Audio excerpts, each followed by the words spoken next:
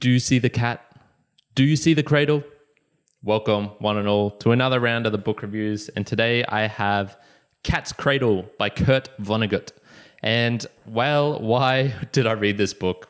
I actually wanted to read his most famous work, Slaughterhouse-Five, but I actually found this one first. So I opted for what I could get, and boy, am I glad that I read this book. It was first published in 1963, and it's a satirical novel of Armageddon, of technology, and of religion. And it's narrated by John, a writer in the actual book, as he does research on Felix Hoenikker, I'm not sure how you pronounce that, who is known as the father of the atomic bomb. So he's this brilliant scientist who came up, one of the people who helped develop the atomic bomb in this novel. And then he also developed this mysterious substance called Ice-9. And Ice-9 is basically a type of particle, a flaky snowdrop type substance where if you drop it into water, it'll instantly freeze it. And so if you dropped even a tiny little bit into the ocean, it would entirely freeze the ocean. It would entirely freeze all the groundwater. If you touch it to your lips, it would entirely freeze all the water, all the liquids in your body. So essentially a Armageddon, existential type threat this guy has created. So it follows the author as he's trying to do research on him, and he starts in this hometown where Felix Hoenikker and his 3 children were born in Ilium, New York. And that part of the book is more looking at, I guess, developing the backstory of all the different characters and leading up to the more experiential part where he travels to the fictional island of San Lorenzo, which is in the Caribbean. And there it's more the author living through his own story of what he's explaining rather than him talking about these other characters. So I won't spoil what actually happens in the book, but that is the general plot line of what's happening. So some of the themes, well, Armageddon and the price of technology and development. So this book is totally absurd. It is an absurd outlook at a very dangerous situation, which is a threat which could control, dominate, destroy the entire world. And I think he actually does a really good job of showing how psychologically it's actually kind of healthy to have that sort of ridiculousness outlook, because in a situation where you really have zero control, what's the point of worrying over it? And, it just got me thinking of, this was written around the time of the Cold War. And from what I've heard from people like Jordan Peterson, people who lived in that time, it was a tremendously dangerous situation, which was psychologically like, am I going to die tomorrow? Are we all going to die tomorrow? Like, am I going to wake up dead? And it was just really interesting that I thought, you know what, this could actually be a valuable, vital solution of being able to live day to day in a situation where it's so extreme and you have no control over it. So I found that pretty interesting. It also got me thinking, could we collectively arrive at a point where we'd agree to stop? So stop the innovation, stop the technology. We're all relatively healthy. We're all relatively happy. We don't want to create something more, something like an Ice-9. I don't think the coronavirus was caused by an outbreak from an institution where they experiment with germs and stuff, but that could happen. And we've already seen just how much that influenced our whole world. So there's things like this going on. Atomic bombs, we all know about that as a threat as well. So it's just interesting thinking could we all just get to a point? Personally, I don't think so. So if no, what can we then do to, I guess, escape or mitigate the possibility of everyone dying, the whole human experience coming to an end? And there are some solutions out there. There's, we could, as Elon Musk wants to, go to Mars and colonize Mars or space in general. We could create better bodies for ourselves, so more resilient to, potentially putting nanotechnology in, or the whatever it is that Elon Musk is working on, Neuralink. There's all sorts of things that we could potentially be doing to actually enhance our own bodies. The virtual reality, maybe if we all just lived in VR world, then we wouldn't need to create these ridiculous things in our real world. So, if we stuffed up in the VR world, that's okay, because we've still got the real world over here. Yay. Or even, backing up our brains onto computers or something like this. All these, futuristic things, but there might be things we need to think about if there does get to the point where technology is so powerful that even a single person could just, decide to drop something into the ocean, and then the entire ocean freezes over, and that probably would have very serious consequences for humanity as a whole. The other main theme of the book is Bokonism and the religion of the absurd. So in the book, there's basically the author, as he's writing this book, the narrator, is talking about how he's become a convert to Bokonism, which is the religion of the created on the island of San Lorenzo by one of the two founders of the island, basically. And it's actually I think there's a comparison that can be made to Kekism. So if you haven't heard of Kekism, it was basically the religion created on 4chan, I think, or at least on the internet. And it was basically a nihilistic, absolutely absurd, we're going to take a Pepe the Frog character and turn him into this sort of demigod. We're going to create all these silly rules and things that don't make any sense. They contradict each other.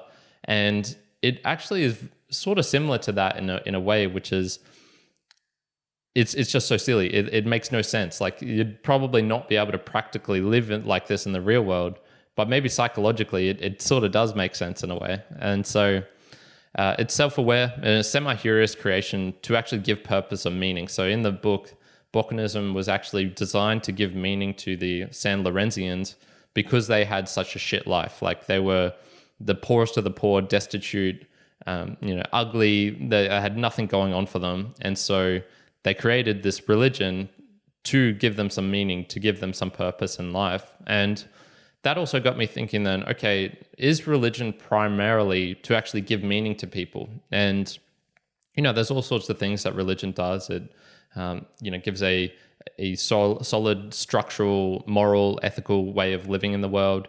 The community aspect, there's all sorts of things like it does psychologically and physically in the real world to help people. But it just got me thinking, like, perhaps the decline of religion, at least in the West, is due to like a lack of hardships. And so I would say if your life is harder, you probably need more meaning to sort of offset that. Whereas, we've got it pretty good here. Like, we really lack for nothing. All our hardships now are from overconsumption of things. So it just got me thinking, like, yeah, maybe that is what the main purpose of religion is. It's to give a purpose, to give meaning. And so then if a new religion was being created nowadays, to compete against the Christianity, Buddhism, Hinduism, whatever it is, Islam, what would that be like? And for me, I think it would, just because of the way we have technology set up nowadays, it would need to be something that would have to be tongue-in-cheek. So something that didn't takes itself too seriously, and then maybe converts people into more serious adherence later on through some sort of trick or something like that. Just interesting. I'm not sure how I'd personally go about creating a Karanism religion. I might have to think about that. My own observation from the book as well. Well, black humor is the best for me. I love that stuff, the deadpan, the satirical. That's what really hits home for me. So this book nailed it, and so therefore there was so many times in the book where I was just laughing out loud at the absurdity, the ridiculousness of what was happening. And as far as religions go, I got to say Bokonism is probably the most appealing for me. It's in a weird way, it's so ridiculous. And there was a bunch of times in the book where I just went, like, you know what, that sort of makes a little bit of sense. That is kind of true. So here's from page 0, I guess, like the introduction to the book.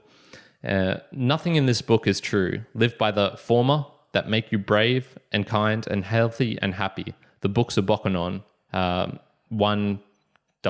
I can't remember how to say that. And what is former? The former is the harmless untruth. So live by the harmless untruths that actually make your life better.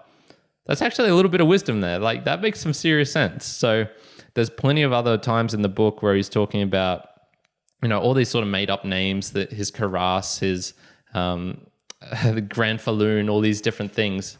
And I was just thinking, like, yeah, you know what? That kind of makes a little bit of sense. I could get behind this. So yeah, that was just a fun little thing from it as well. It's a very unique style as well that Kurt Vonnegut's done here. It's only 206 pages long, and yet there is 127 chapters in that. So each chapter is 1, 2, I think it maybe got to like 4 or 5 pages at the maximum for a single chapter. So it was it had this ability to move very rapidly from one theme to another, to go to a very quick flashback, get back onto the trail of the story, go into a side route about something about Bokonon, come back, and then switch for it. Like, it was just very versatile in that. So, you know, if you get bored by reading even longish books, like if a chapter is more than 10 pages, this is great for you because you can literally just pick it up any point. Like, you can read for a minute and have read 2 chapters almost. So definitely a unique style of reading and writing and reading it. So in summary, it's a very fun, easy read that will have you laughing. I was laughing out loud so many times. It's totally ridiculous with biting dark humor, but actually touching on serious issues, like actual serious things that maybe are worth considering. So maybe it's like an introduction for people who aren't used to those serious issues, to actually draw them into it and be like, oh yeah, you know what, I actually read a book about this. Totally absurd, but can still start the conversation. So I would say it's satire at its finest. I'm giving it an 8 out of 10. Cat's Cradle by Kurt Vonnegut. That's a super high rating for me, and it deserves it because it is a very, very good book. I would recommend it for people who enjoyed Hitchhiker's Guide to the Galaxy, or if you've heard of the Diceman. That also has that same sort of feel of touching upon ridiculous themes, but there's like a structure behind it as well. It's not just random shit getting thrown in. There's an actual thought process behind this, and it would have been very interesting. I believe Kurt Vonnegut's dead now, but it would have been very interesting to learn more about how he actually created this book, because it is quite unique. So what's something pragmatic I'm going to take from the book as well? Well, it really got me thinking that serious issues that I have no control over, I probably should develop the capacity to have some sort of absurdity or a light touch with them, because there are going to be situations in your life where you can't control the situation, where and it's going to be very serious, and it's going to hurt, and it's going to be painful. And yet, you know, potentially the most appropriate response to that will be to have a touch, maybe not full, you know, ridiculousness, laughing at someone who has cancer or anything, but maybe having that touch of absurdity, that ridiculousness, can help alleviate, at least for you psychologically, the pain, the pressure, the stress of what's going on. So I found that quite useful, and I'm going to see if I can try and implement that into my own life. That's it for today. I haven't really mentioned this before, but if you are learning Spanish, if you enjoy Spanish, I actually have another channel where I do reviews of these same books. So if you wanted to practice your Spanish or see how my Spanish is, mine's okay, but it's not super great. I struggle a little bit because I'm talking about very different themes than I talk about in my normal everyday Spanish practice. So it is a little bit, how you go on, but if you enjoy that, you can check out the Mere Mortal Michael channel, or it's actually called Reseñas de Michael, which is Michael's reviews. That's on YouTube and also on the podcasting platform. So if you wanted to that, other than that, other Mere Mortal content, if you could leave a review, that'd be awesome. And I'll leave it for there. If you have any book recommendations, if you think I would enjoy another book based on how much I enjoyed this one, leave it in the comments if you're watching on YouTube, or reach out to us on our Instagram. And that's it for today. Busy, busy, busy, as Bokonon would say. Karen out.